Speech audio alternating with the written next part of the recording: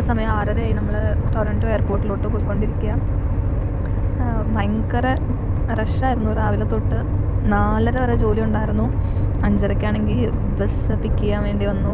ഞാനാണെങ്കിൽ ഭയങ്കര എക്സൈറ്റഡ് ആയിരുന്നു. അങ്ങനെ ചെയ്യണം ഇങ്ങനെ ചെയ്യണം ഒക്കെ വിചാരിച്ചിട്ട് രാവിലെ തൊട്ട് ജോലി, ഓട്ടം, പാക്കിങ്ങൊക്കെ ലാസ്റ്റ് മിനിറ്റിലാണ് ചെയ്ത്. എന്താണ്ടൊക്കെ സാധനങ്ങൾ മറന്നിട്ടൊക്കെ ഉണ്ട്. പിന്നെ 3 ദിവസത്തേക്കാണ് പോകുന്നത്. അവിടെ വലിയ കാര്യമായിട്ടുള്ള പാക്കിംഗ് ഒന്നും ഇല്ല. നമുക്ക് ഒറ്റ ഒരു ബാഗ് മാത്രമേ കൊണ്ടുപോകാൻ പറ്റത്തുള്ളൂ. ഹാൻഡ് ബാഗ് മാത്രമേ കൊണ്ടുപോകാൻ പറ്റത്തുള്ളൂ. ഞാൻ എൻ്റെ ഒരു നമ്മുടെ ബാക്ക് പാക്ക് ഒരെണ്ണം മാത്രമേ എടുത്തിട്ടുള്ളൂ. അതിലൊരു 2-3 ജോഡി ഡ്രസ്സും കാര്യങ്ങളൊക്കെ.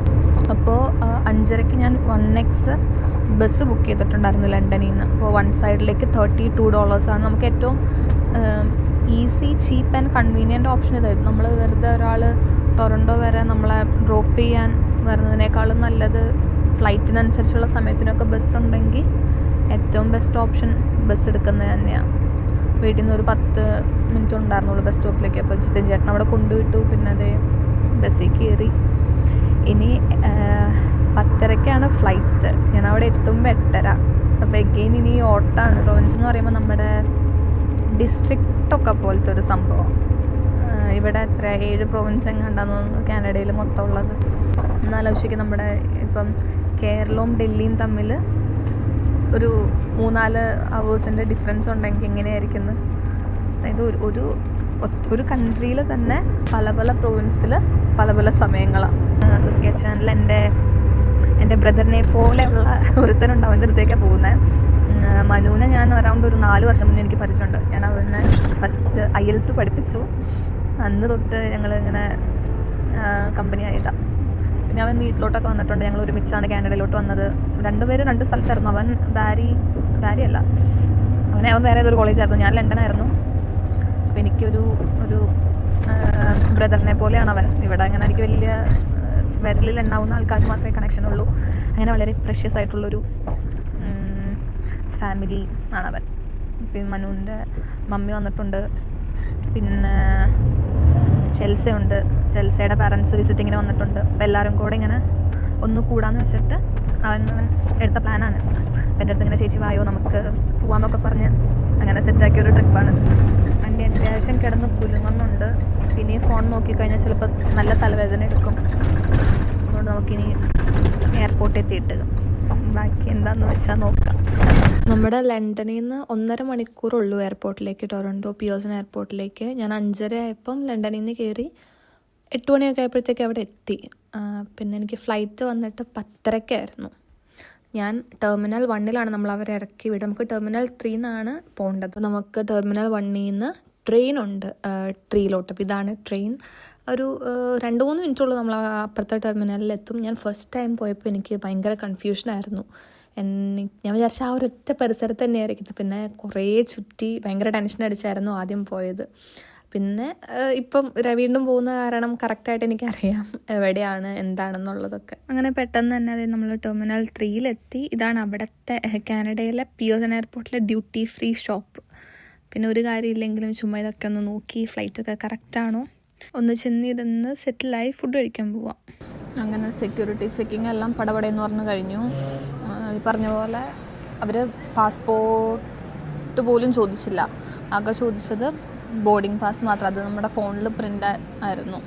എനിക്ക് എയർപോർട്ടെന്ന് പറയുമ്പോൾ കുറേ മെമ്മറീസ് ഹോൾഡ് ചെയ്യുന്ന സ്ഥലമാണ്. എപ്പോഴും ഇങ്ങോട്ട് വരുമ്പം ആദ്യമായിട്ട് ഇവിടെ വന്നതും പിന്നെ നാട്ടിൽ പോയതും നാട്ടിൽ നിന്ന് തിരിച്ചു വരുന്നതും അങ്ങനെ കുറേ മെമ്മറീസ് ഹോൾഡ് ചെയ്യുന്നൊരു പ്ലേസാണിത്.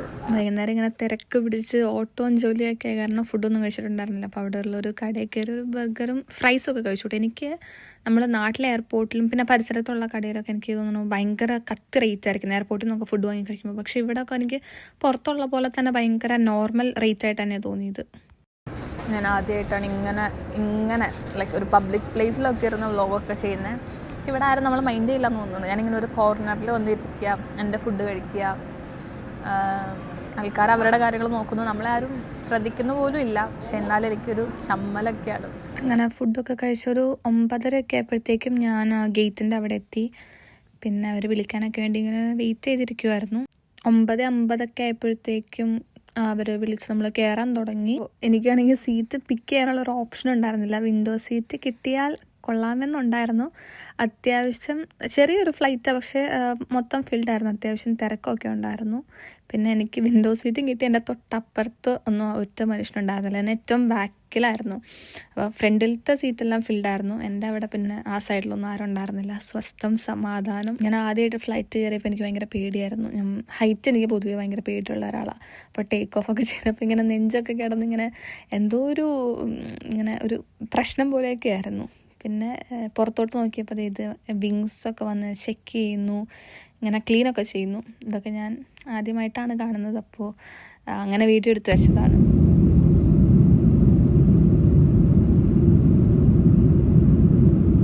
അങ്ങനെ നീണ്ട 4 മണിക്കൂറിന് ശേഷം നമ്മൾ സസ്കാച്ചുവാൻ എത്തി. ഞാൻ അത്യാവശ്യം കിടന്നുറങ്ങി, ഇടയ്ക്കും തലയ്ക്കൊക്കെ ആയിട്ട് ഒന്ന് കിടന്നുറങ്ങി. അപ്പോൾ അവിടുത്തെ അവൻ പറഞ്ഞിട്ടുണ്ടായിരുന്നു ഭയങ്കര ചെറിയ എയർപോർട്ടാണെന്ന്, വരുന്നു ഇറങ്ങുന്നു, ചെക്കിങ് കാര്യങ്ങളൊന്നും ഇല്ല, ഡൊമസ്റ്റിക് ഫ്ലൈറ്റും കൂടെ ആണല്ലോ. പിന്നെ ഞാൻ അവനെ വെയിറ്റ് ചെയ്ത് പുറത്ത് നിൽക്കുമായിരുന്നു. അപ്പോഴത്തേക്കും സമയം ഒരു 12:30 അപ്പോൾ ഇറങ്ങിയതും മനു എന്നെ പിക്ക് ചെയ്യാൻ വന്നിട്ടുണ്ടായിരുന്നു. ഇതാണ് കുഞ്ചൂസ്, ചെൽസയുടെ സിസ്റ്ററാണിത്. ഞങ്ങൾ ആദ്യമായിട്ട് കാണുന്ന ആൾക്കാരാണ്. അതുകൊണ്ട് ചെറിയ ശമ്പളമൊക്കെ ഉണ്ടായിരുന്നു. അവർക്ക് സംസാരിക്കാനൊക്കെ. പിന്നെ കുഞ്ചൂസ് എനിക്ക് ഫ്ലവേഴ്സൊക്കെ വാങ്ങിച്ചുകൊണ്ട് വന്നുകൊണ്ട് എനിക്ക് ഭയങ്കര സന്തോഷമായി. സസ്കാച്ചുവാനിലെ സസ്കറ്റ്യൂൺ എന്ന് പറയുന്ന ഒരു ടൗണിലാണ് മനു താമസിക്കുന്നതൊക്കെ. അപ്പോൾ അവനവിടെ ഒരു റെസ്റ്റോറൻ്റ് എല്ലാം ഓൺ ചെയ്യുന്നുണ്ട്. അപ്പോൾ ഞാനിങ്ങനെ പറഞ്ഞ് കേട്ടു എന്നല്ലാതെ ഇപ്പോൾ ഇവിടെ വന്നപ്പോഴാണ് ആദ്യമായിട്ട് പോയി കാണുന്നത്. അവനെനിക്ക് നല്ല മസാല ദോശയൊക്കെ ചുട്ട് തന്നു.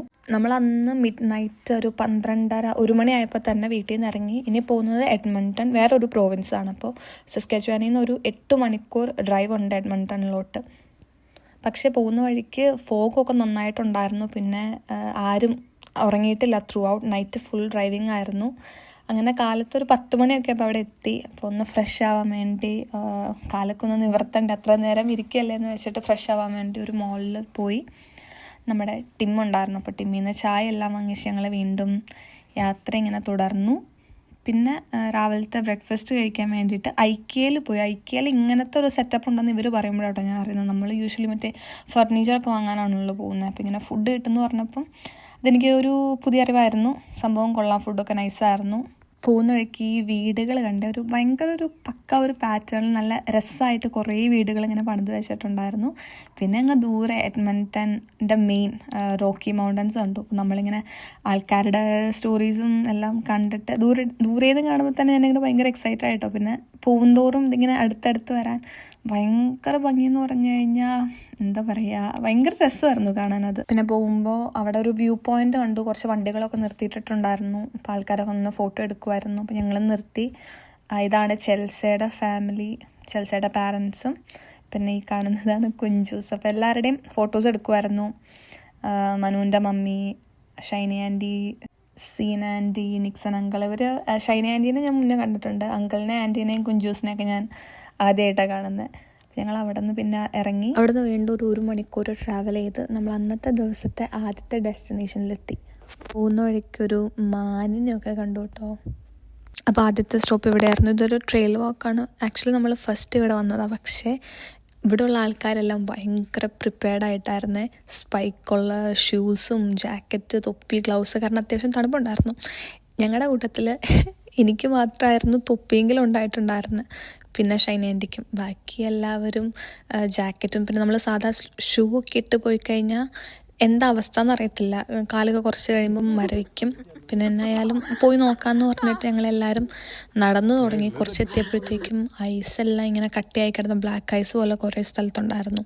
പിന്നെ എങ്ങനെയൊക്കെയോ കഷ്ടപ്പെട്ട് മൂൺ വോക്കൊക്കെ ചെയ്ത് തെന്നി അവിടെ സൈഡിലൊക്കെ പിടിച്ചാണ് അവിടെ എത്തിയത്. കുറച്ച് അഡ്വഞ്ചറസ് ആയിട്ടുള്ള നടത്തം തന്നെയായിരുന്നു. ഈ ട്രിപ്പിനോ കറക്റ്റ് ഒരാഴ്ച മുന്നേ ലണ്ടനിലെ ടെമ്പറേച്ചർ എന്ന് പറയുമ്പോൾ ഒരു 16-17 ഡിഗ്രീസ് ഒക്കെ ആയിരുന്നു. അപ്പോൾ ഇവിടുത്തെ മഞ്ഞൊക്കെ മാറി ഇങ്ങനെ ചൂടായി അതിലോട്ട് അഡ്ജസ്റ്റായി വരുമ്പോഴാണ് പെട്ടെന്ന് നമ്മൾ വീണ്ടും അത്രയും തണുപ്പിലേക്ക് പോകുന്നത്. ഇവിടെയാണെങ്കിൽ മൊത്തം മഞ്ഞാണ്. ആദ്യമൊക്കെ കൈയും കാലും ഭയങ്കര തണുപ്പായിരുന്നു. പിന്നെ കുറച്ച് കഴിഞ്ഞപ്പോൾ കാലൊന്നും ഫീൽ ചെയ്യാണ്ടായിപ്പോയി. ലൈക്ക് അത്ര മരവിച്ചിട്ട് കാല് പിന്നെ തണുപ്പേക്കാത്തൊരവസ്ഥയിലോട്ട് പോയി. അങ്ങനെ പിന്നെ അത് കഴിഞ്ഞാൽ പിന്നെ വലിയ കുഴപ്പമില്ലാണ്ട് നടന്നു. അങ്ങനെ നടന്നു പോകുന്ന വഴിക്കുള്ള വ്യൂ ഒക്കെ ആട്ടോ ഇത് ഭയങ്കര രസമായിരുന്നു. നല്ല ക്ലീൻ വെള്ളവും ചെറിയ ഇങ്ങനെ അരുവിയൊക്കെ പോലെ സൈഡിൽ കൂടെ പോകുന്നുണ്ടായിരുന്നു.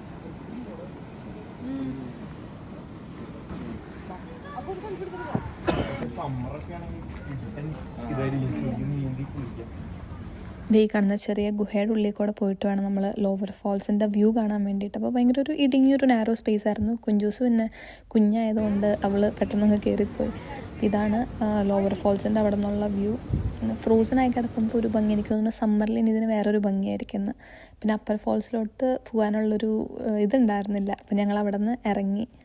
കഴിഞ്ഞ 2 വർഷങ്ങളിൽ ഇവിടെ വലിയ ഒരു വൈൽഡ് ഫയർ ഉണ്ടായിരുന്നു. 2023 വൈൽഡ് ഫയറിൽ ഒരു ഏകദേശം 2.2 മില്യൺ ഹെക്ടറോളം കത്തി നശിച്ചു പോയി. ഏകദേശം അതിൻ്റെ ഒരു ഭാഗമാണിതൊക്കെ.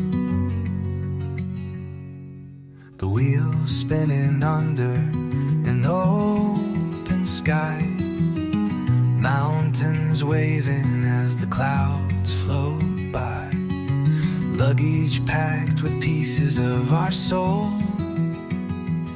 on the road where we lose control. Map crumpled but our hearts align.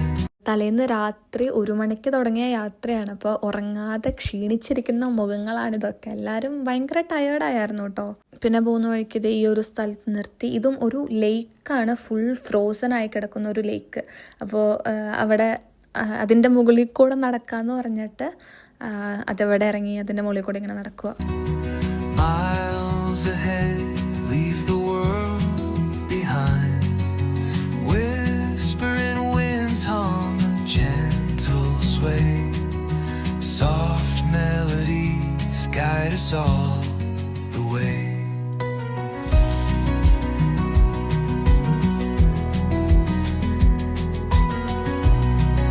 ബാൻഫിൽ വന്നു കഴിഞ്ഞാൽ എല്ലാവരും മെയിനായിട്ട് ഫോട്ടോ എടുക്കുന്ന ഒരു സ്ഥലമായിട്ടോ ഇത്. നമ്മൾ ബാൻഫിൽ വന്നു എന്ന് ആൾക്കാരെ അറിയിക്കാൻ വേണ്ടിയുള്ള ഒരു സ്റ്റോറിയൊക്കെ ഇടുന്ന ഒരു മെയിൻ സ്ഥലമാണിത്. അപ്പം എല്ലാവരും അവിടെ നിന്ന് ഫോട്ടോസും വീഡിയോസും എല്ലാം എടുത്തു.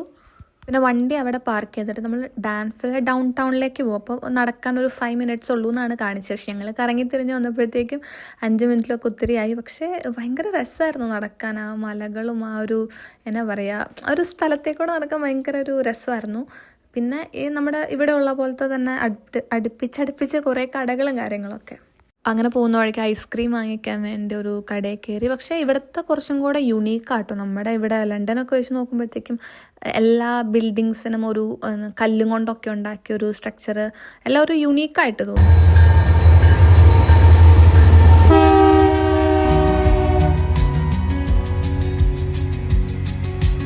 Roadside diners serving dreams and pie.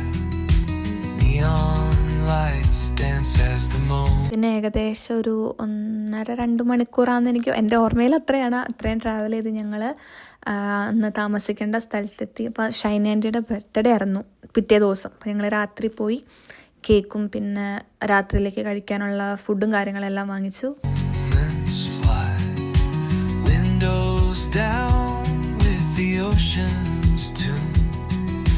Sunlit trails singing endless croon. That crumpled but our hearts align.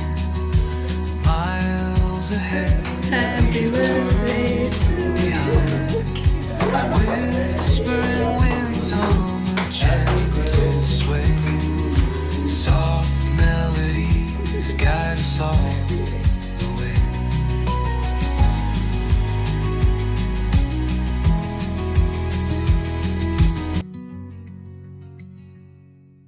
The wheels spinning on. ആൻറ്റിക്ക് ഒരു സർപ്രൈസ് പോലെ കൊടുക്കാനൊക്കെ ആയിരുന്നു പ്ലാൻ ചെയ്തത്. ആൻറ്റി സർപ്രൈസ് ആയോന്നറിയില്ല. ബട്ട് സ്റ്റിൽ കേക്കെല്ലാം മുറിച്ചു, എല്ലാവരും ഫുഡൊക്കെ കഴിച്ചു. കുറച്ചൊരു നല്ലൊരു ഫാമിലി ടൈം ആയിരുന്നു. അപ്പം Under an open sky, mountains waving as the clouds float by, luggage packed with pieces of our soul, on the road where we lose control. അത്രയും ടയേർഡ് ആയതുകൊണ്ട് തന്നെ കിടന്നപ്പോൾ തന്നെ എല്ലാവരും ഉറങ്ങിപ്പോയി. എനിക്കാണെങ്കിൽ വീഡിയോ എടുക്കണമെന്നൊക്കെ ഉണ്ടായിരുന്നു. സ്റ്റേ ചെയ്ത പ്ലേസൊക്കെ ഒരു ടൗൺ ഹൗസ് പോലെയായിരുന്നു. എല്ലാ ഫെസിലിറ്റീസും കാര്യങ്ങളെല്ലാം ഉണ്ടായിരുന്നു. പക്ഷെ വീഡിയോ എടുക്കാനുള്ളൊരു എനർജി ഒന്നും ഉണ്ടായിരുന്നില്ല. പിന്നെ കാലത്ത് എണീറ്റ് അവിടെ നിന്ന് വെക്കേറ്റ് ചെയ്ത് വീണ്ടും യാത്ര തുടരുകയാണ്. ഇവിടെ ഞാൻ പിന്നെ ശ്രദ്ധിച്ച വേറൊരു കാര്യം എന്ന് പറഞ്ഞാൽ ബിൽഡിംഗ് ഒക്കെ ഭയങ്കര എന്താ പറയുക, ഒരു എസ്തെറ്റിക് ക്യൂട്ട്. അവിടുത്തെ ടിം ഹോട്ടൻസ് ആണെങ്കിലും ബാങ്ക് ആണെങ്കിലും ഗ്രോസറി സ്റ്റോർ ആണെങ്കിലും അതിൻ്റെതായ ഒരു സ്ട്രക്ചറും കാര്യങ്ങളൊക്കെയാണ് ഇവിടുത്തെ എല്ലാ ബിൽഡിങ്സിനും. നന്നായി ഉറങ്ങിയ കാരണം കൊണ്ട് തന്നെ രാവിലെ എല്ലാവർക്കും അത്യാവശ്യം നല്ല ഉഷാറുണ്ടായിരുന്നു. ബാൻഫ് ഡൗൺ ടൗണിൽ കൂടെ ഒന്നും കൂടെ കറങ്ങി അടിച്ച് വീണ്ടും പോവാണ്. പക്ഷെ നമ്മൾ മലകളൊക്കെ ആസ്വദിച്ച് ഇങ്ങനെ പോകാമെന്ന് വിചാരിച്ചപ്പോഴത്തേക്കും ഭയങ്കര ഫോഗായിരുന്നേ. അപ്പോൾ കുറേ നേരത്തേക്ക് ഒന്നും കാണുന്നുണ്ടായിരുന്നില്ല, റോഡ് മാത്രമായിരുന്നു. അങ്ങനെ കുറേ നല്ല വ്യൂസ് എല്ലാം മിസ് ചെയ്തു കാലത്ത്.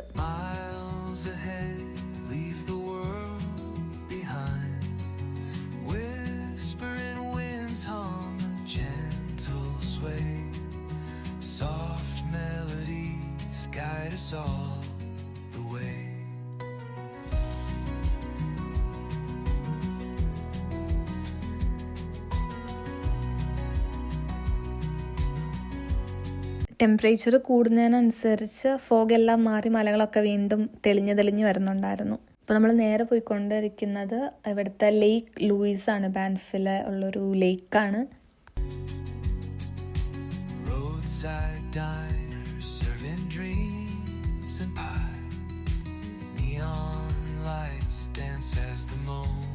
എനിക്ക് സത്യം പറഞ്ഞാൽ ഈ മരങ്ങളുടെ ഇടയിൽക്കൂടെയൊക്കെ പോകുമ്പോൾ നമ്മുടെ ക്രോണിക്കൽസ് ഓഫ് നാർണിയയിൽ അവർ ഈ അലമാര തുറന്നിട്ടൊരു മഞ്ഞുള്ളൊരു സ്ഥലത്തേക്ക് പോകില്ലേ, ഏകദേശം അതുപോലെയൊക്കെ തോന്നി. ആ ഒരു വൈബായിരുന്നു. മഞ്ഞ്, പിന്നെ ഈ മരങ്ങളൊക്കെ.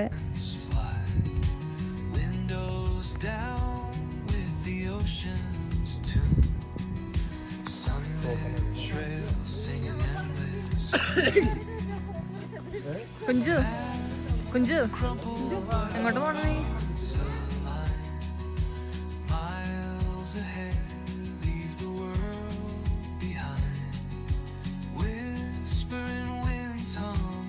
ഈ കാണുന്നതാണ് ലേക്ക് ലൂയിസ്. വലിയൊരു ലേക്കാണ്, പക്ഷേ എല്ലാം ഇങ്ങനെ തണുത്തുറഞ്ഞ് നമ്മൾ ആ ലേക്കിൻ്റെ മുകളിൽ കൂടെ നടക്കുന്നത്. അപ്പോൾ എനിക്ക് ഇത് ഒരു ഭംഗിയുണ്ട്. അപ്പോൾ എനിക്ക് എന്തായാലും സമ്മറിനും കൂടെ ഒന്ന് വന്ന് കണ്ടാൽ കൊള്ളാമെന്നൊരാഗ്രഹം ഉണ്ടായിരുന്നു.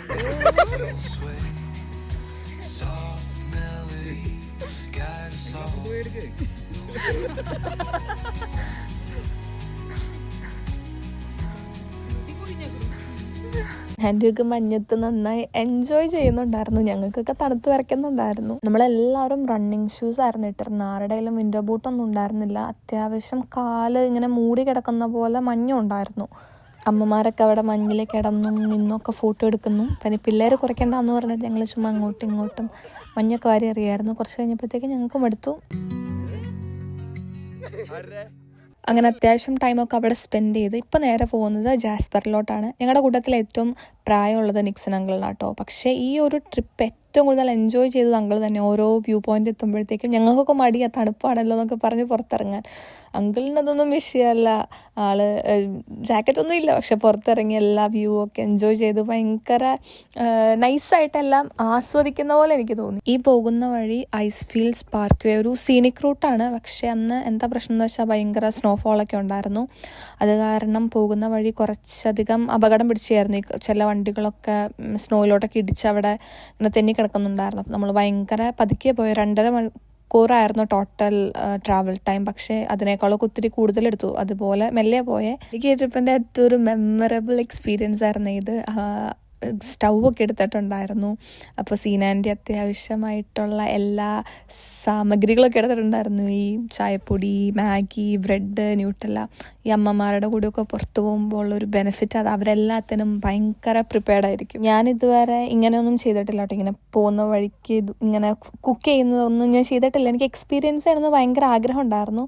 അപ്പോൾ ഇതെനിക്ക് ഭയങ്കര ഒരു സ്പെഷ്യലായിരുന്നു. ആദ്യം ഞങ്ങൾ ചായ ഉണ്ടാക്കി, പിന്നെ അതെല്ലാം കുടിച്ച് കഴിഞ്ഞ് പിന്നെ മാഗി ഉണ്ടാക്കി. അപ്പോൾ ആ ഒരു വ്യൂ, തണുപ്പ്, പിന്നെ എല്ലാവരും കൂടെ ഇരുന്ന് കുക്ക് ചെയ്യുക, അത് ഭയങ്കര ഒരു സ്പെഷ്യൽ, ഞാൻ ക്ലോസ് ടു ഹാർട്ട് എന്നൊക്കെ പറയില്ലേ, അതുപോലത്തെ ഒരു മെമ്മറിയാണ് എനിക്ക്. പിന്നെ ഈ പോയൊരു 2.5 മണിക്കൂർ എന്ന് പറയുമ്പം ഇൻ്റർനെറ്റ് എന്ന് പറഞ്ഞൊരു സാധനം ഉണ്ടായിരുന്നില്ല. അപ്പോൾ നമുക്ക് പാട്ട് വയ്ക്കാനോ മാപ്പ് ഇടാനോ ഒന്നും നെറ്റ് ഉണ്ടായിരുന്നില്ല.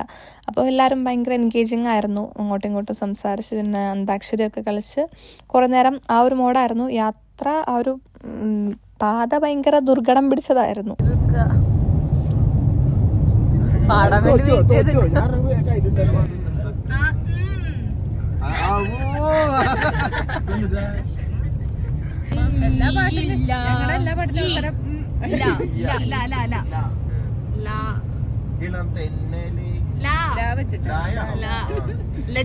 അങ്ങനെ സാഹസികമായ യാത്രയൊക്കെ കഴിഞ്ഞ് നമ്മൾ ജാസ്പർ എത്തിയപ്പോഴും ബാൻഫിൽ കണ്ട പോലെ ആ മറ്റേ വൈൽഡ് ഫയർ കാരണം കത്തി നശിച്ച് കിടക്കുന്ന കുറേ മരങ്ങളൊക്കെ കണ്ടു. പിന്നെ ഇത് ജാസ്പറിൻ്റെ ഒരു ടൗൺ. നമ്മളിപ്പോൾ ഗ്യാസ് അടിക്കാൻ വേണ്ടി കയറിയപ്പം അവിടെ ഉണ്ടായിരുന്ന കുറേ ബിൽഡിംഗ് ഒക്കെ വീണ്ടും കൺസ്ട്രക്ഷൻ നടക്കുമായിരുന്നു.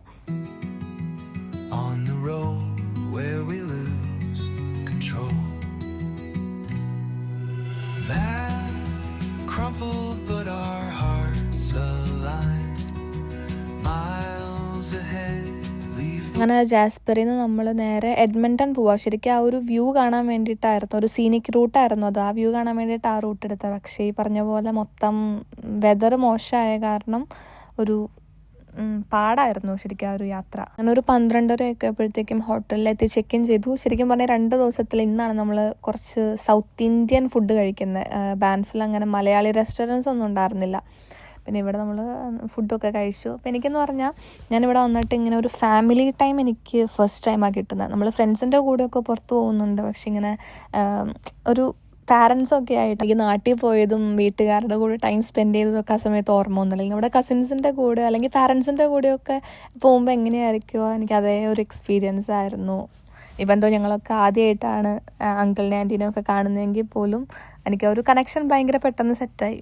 അന്ന് രാത്രി നമ്മൾ അത്യാവശ്യം നല്ല രീതിക്കൊക്കെ ഉറങ്ങി. കാലത്തൊരു 10 മണിയൊക്കെ ആയപ്പോഴത്തേക്കും ചെക്കൗട്ട് എല്ലാം ചെയ്ത് എഡ്മണ്ടണിലെ മോളിൽ പോവാണ്. അതായത് നോർത്ത് അമേരിക്കയിലെ ഏറ്റവും വലിയ മോളാണ് എഡ്മണ്ടൺ മോള്. ശരി കേട്ടോ, ഭയങ്കര വലിയ മോളാണ്. ഇതിൻ്റെ അകത്ത് തന്നെ indoor water park, amusement park, പിന്നെ സ്കേറ്റിങ്ങിനുള്ള ഐസ് റിങ് എല്ലാം ഇതിനകത്തുണ്ട്. പിന്നെ പ്രീമിയം കുറേ സ്റ്റോഴ്സും കാര്യങ്ങളെല്ലാം ഉണ്ടായിരുന്നു.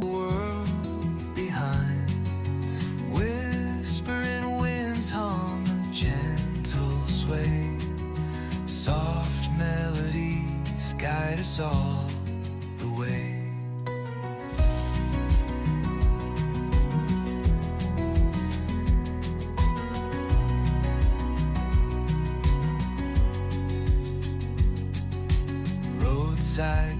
അത്യാവശ്യം നല്ല രീതിക്ക് നടന്ന് കാണാനുള്ളതൊക്കെ ഉണ്ടായിരുന്നു ഇതിൻ്റെ അകത്ത്. പക്ഷേ എനിക്കാണെങ്കിൽ അന്ന് 4:30 തിരിച്ചു പോകണം ലണ്ടനിലേക്ക്. ഫ്ലൈറ്റ് ഉണ്ടായിരുന്നു. ഇപ്പോൾ തന്നെ സമയം ഒരു 12:30 ആയിരുന്നു.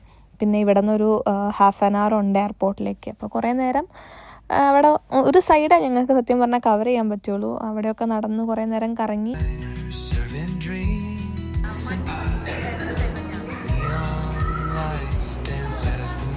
പിന്നെ ലാസ്റ്റ് കുഞ്ചൂസിന് ഗെയിം കളിക്കാൻ വേണ്ടിയിട്ട് റെക് റൂമിൽ പോയി. ഇവിടെ ഇങ്ങനെ പിള്ളേർക്ക് കളിക്കാനും, പിള്ളേർക്കല്ല വലിയവർക്കാണെങ്കിലും കുറേ ഗെയിംസ് ഉണ്ടാവും. നമുക്ക് പോയിൻറ്റ്സ് വെച്ച് ടാപ്പ് ചെയ്തിട്ട് അതിനനുസരിച്ച് ഒരു ഗെയിമിന് ഇത്ര പോയിൻറ്റ്സ് ഉണ്ടാവും. അപ്പോൾ അത്രയും പോയിൻറ്റ്സ് നമ്മുടെ കാർഡിലുണ്ടെങ്കിൽ നമുക്കത് യൂസ് ചെയ്ത് കുറേ ഗെയിംസും കാര്യങ്ങളെല്ലാം കളിക്കാം. അപ്പോൾ കുറേ നേരം അവിടെ അങ്ങനെ ടൈം സ്പെൻഡ് ചെയ്തു.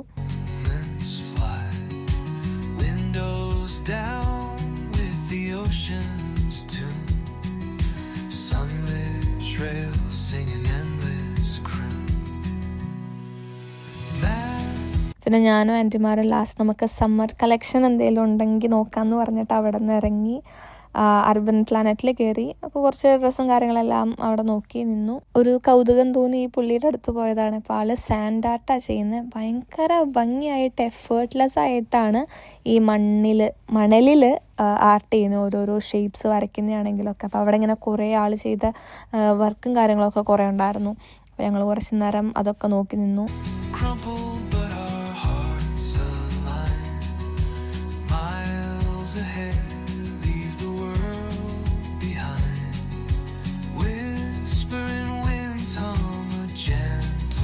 അങ്ങനെ അവസാനം എനിക്ക് ബൈ പറയേണ്ട സമയമായി. അപ്പോൾ എല്ലാവരോടും യാത്ര ചോദിക്കാണ്ട് വിഷമമുണ്ടോയെന്ന് ചോദിച്ചു കഴിഞ്ഞാൽ എനിക്ക് 2-3 ദിവസമാണെങ്കിലും എനിക്ക് ഭയങ്കര ഒരു ഫാമിലി വീണ്ടും വീട്ടുകാരുടെ അടുത്തൊക്കെ പോയ പോലെ ഒരു സന്തോഷം കിട്ടി. പിന്നെ അതുപോലെ ഇനി നമ്മളെപ്പോഴാണ് കാണുക അങ്ങനെയൊന്നും അറിയത്തില്ല. എന്തായാലും ഒരു 2-3 ദിവസം ഒരു ഷോർട്ട് വെക്കേഷൻ നമ്മുടെ ഈ സ്ഥിരമായിട്ടുള്ള ജോലിയുടെ കുറേ സ്ട്രെസ്സും ടെൻഷനെല്ലാം മാറ്റി വെച്ച് ഭയങ്കര ഫ്രീ ആയിട്ട് വീണ്ടും ഒരു ഫാമിലി ടൈം കിട്ടിയപ്പോൾ സത്യം പറഞ്ഞാൽ ഭയങ്കര സന്തോഷം തോന്നുന്നു. ആ ഒരു പോയത് നന്നായി. ഞാനങ്ങനെ അധികം ട്രിപ്പൊന്നും പോവാത്ത ആളാണ്, പക്ഷെ എന്തായാലും പോയത് നന്നായി എന്നൊരു തോന്നൽ. അങ്ങനെ ഫ്ലൈറ്റെല്ലാം ബോർഡ് ചെയ്തു. 3.5-4 മണിക്കൂറും കൊണ്ട് ടൊറൻറ്റോ എത്തിയ. ഉറങ്ങാനുള്ള ക്ഷീണമൊന്നും ഉണ്ടായിരുന്നില്ല. പക്ഷെ എനിക്ക് പിറ്റേന്ന് കാലത്ത് 7:30 ജോലി ഉണ്ടായിരുന്നു. പിന്നെ ഞാൻ തിരിച്ചു പോകാനും ബസ് തന്നെ ബുക്ക് ചെയ്തിട്ടുണ്ടായിരുന്നു. 1.5 മണിക്കൂർ കഴിഞ്ഞപ്പോഴത്തേക്കും ലണ്ടൻ എത്തി. എന്നെ പിക്ക് ചെയ്യാൻ വേണ്ടിയിട്ട് അമലും ശ്രീഹരിച്ചേട്ടനും വന്നിട്ടുണ്ടായിരുന്നു. ഏകദേശം ഒരു 1:30 ആയി ഞാൻ അവിടെ എത്തിയപ്പോൾ, ലണ്ടൻ എത്തിയപ്പോൾ. അപ്പോൾ ഈ ഒരു ട്രിപ്പ് എന്ന് പറഞ്ഞാൽ എനിക്ക് മനസ്സിനോട് ചേർത്ത് പിടിക്കാൻ വേണ്ടി കുറേ നല്ല നല്ല ഓർമ്മകൾ കിട്ടിയ, കുറേ ഫാമിലി ടൈമൊക്കെ കിട്ടിയ ഒരു അടിപൊളി ട്രിപ്പായിരുന്നു. And thanks for watching.